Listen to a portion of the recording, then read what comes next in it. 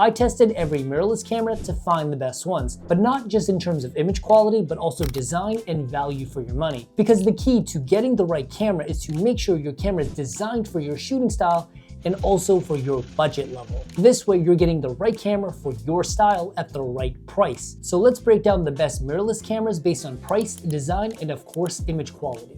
Also, I'll leave links down below for the best pricing on all of the cameras. Now, the first camera on this list is one of the most popular high-resolution photo cameras out there, and it's surprisingly good for video, and that is the Sony A7 IV. The main appeal of the A7 IV is the ridiculous high-resolution 33 megapixel full-frame sensor. And 33 megapixels is a crazy amount of detail. You can literally zoom in and see someone's pores. And this is actually about the highest resolution sensor you can get for this price point. And the A7 IV sensor is also really good in low light, up to 3200 or 6400 ISO for both photos and video. And the autofocus is extremely fast and reliable and performs very well even in low light. Plus, it also has 5-axis in-body stabilization for smooth handheld video and slow shutter photos. Now, when it comes to actually shooting with this camera, it shoots photos at 10 frames per second, which is plenty fast for action and movement. And the A7 IV also has a really large frame buffer that lets you shoot over 400 photos in a row. For video, it shoots 4K that is also downsampled from 7K at 24 and 30 frames per second, so your 4K video really has the detail and quality of 7K. And it also shoots 4K at 60 frames per second, which is downsampled from 4.6K. However, the 4K 60 does come with a pretty heavy 1.6 times crop, and this may not be ideal for some video shooters. And if you do need a 4K 60 camera that shoots uncropped, I have something for you later in this video. But the A7 IV can shoot uncropped 60 and 120 frames per second in full HD resolution, which might be enough for some. And all video modes can be shot in 10-bit color with S-Log and all the other cinema profiles available in Sony cameras. So if you want to do advanced color grading, this camera is perfect. Now, my absolute favorite thing about the A7 IV is the design. It has a beefy pro-style body that is built like a tank, and it feels amazing in the hands with fantastic ergonomics. And that's because the A7 IV actually has 4 different custom buttons and 3 separate custom shooting profiles on the mode dial, so you can set this camera up exactly how you like to shoot. And the A7 IV also has a high resolution and bright electronic viewfinder and a side articulating screen that is also 100% touch sensitive, which includes touch autofocus. Plus, it also has a dual SD card and CF Express card slot for redundancy and overflow. And also, seeing a CF Express card slot in a camera like this is really rare, and a lot of you guys may want to use the faster CF Express cards for better workflow. And of course, it also has a large Pro style battery with USB-C charging as well.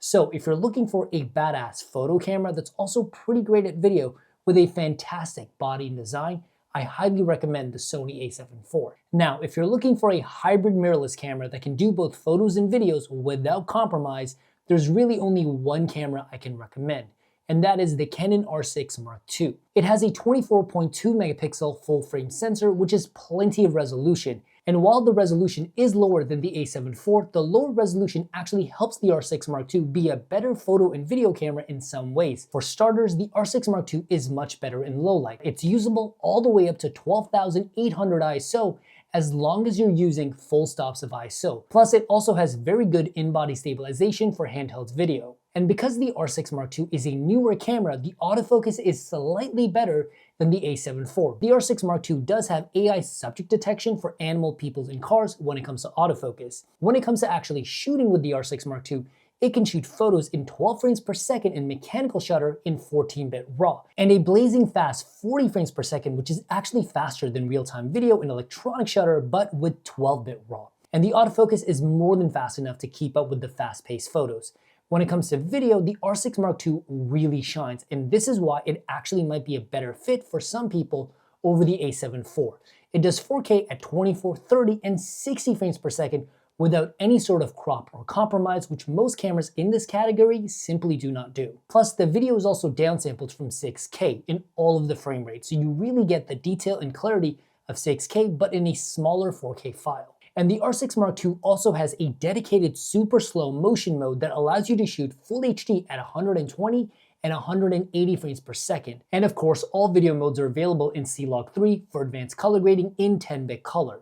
And if that wasn't enough, you can also shoot 6K up to 60 frames per second with 12-bit ProRes RAW use an external recorder like the Atomos Ninja. It's about $800, maybe another $200 for the hard drives, but if you really want to step up your video game, this is a great add-on. Design-wise, the R6 Mark II is a pretty typical mirrorless camera, and I don't want to waste your time with any fluffy words. So it's pretty similar in terms of design to the A7 IV. However, it does have less custom buttons, but it still has 3 custom profiles on the mode dial, so you can set this camera pretty close to how you like to shoot.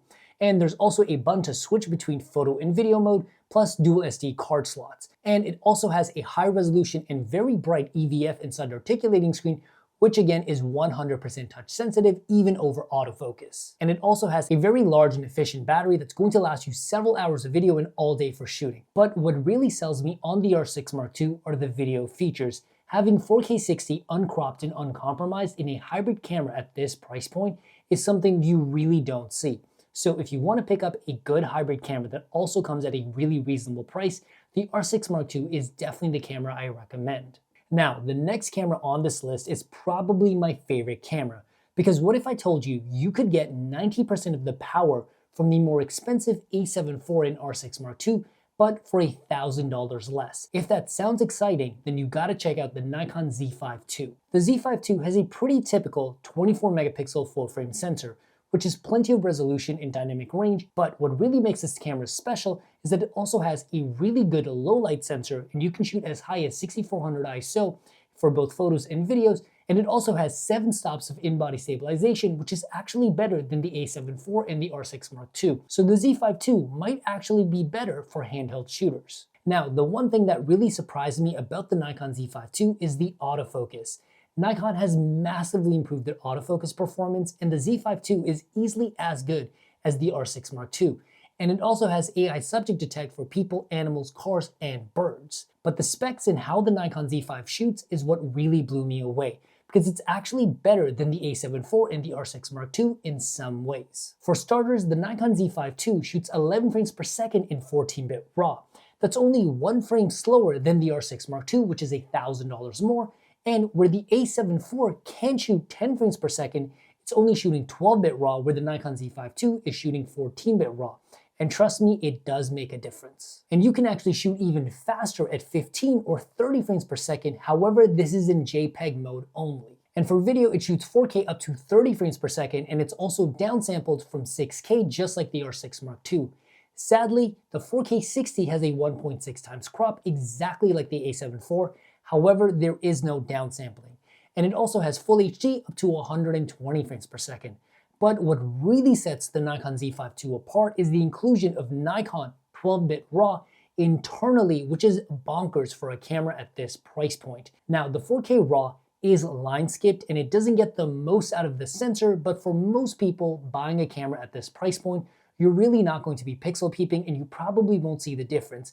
And simply having 4K 12-bit RAW internally in a camera that also shoots to a pretty inexpensive SD card is kind of mind-blowing. Because usually you would need a CF Express type card that's anywhere between $250 to $400. But specs aren't the only good thing about the Nikon Z5 II. The design is truly impressive, it's such a joy to shoot with, and it's way better than a camera at this price point should be. It has all the buttons and dials that you need when it comes to ergonomics, but it also has custom profiles on the mode dials with just as many custom buttons as the A7 IV and more custom buttons than the R6 Mark II. And it also has dedicated buttons for major functions like changing your shooting speed or picture profile. And the electronic viewfinder and screen on the Nikon Z5 II are significantly brighter and sharper than the ones on the Sony and Canon.